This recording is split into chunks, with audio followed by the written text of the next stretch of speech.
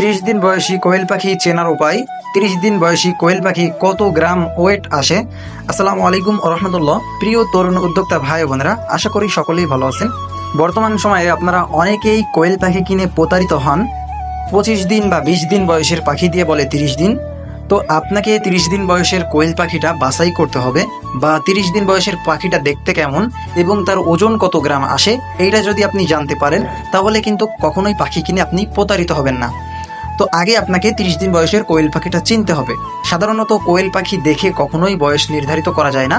যদি আপনি একটা খামারি হয়ে থাকেন তাহলে আপনি পাখি দেখে তার বয়সটা আনুমানিক ধারণা করতে পারবেন, কিন্তু যদি আপনি নতুন হয়ে থাকেন সেক্ষেত্রে আপনার জন্য খুবই কঠিন।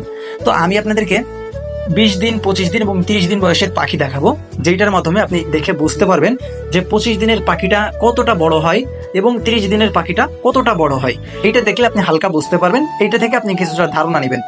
এবং এর পরবর্তীতে আমি আপনাদেরকে বোঝানোর চেষ্টা করব 30 দিনের পাখির ওজন কতটুকু আসে এবং এর নিচেই পাখিগুলোর ওজন কত আসে, তাহলে আপনি খুব সহজেই বুঝতে পারবেন।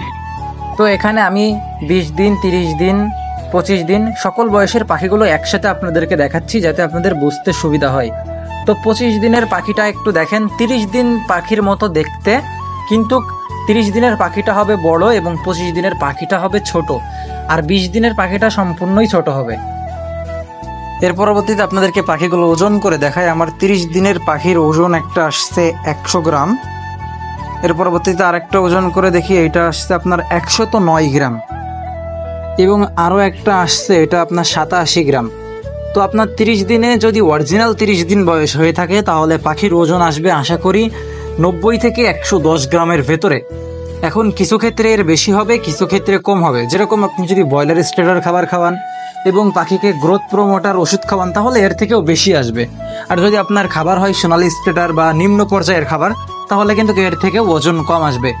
সাধারণত 30 দিনের পাখির ওজন 90 থেকে 110 গ্রামের ভেতরে থাকবে ইনশাল্লাহ।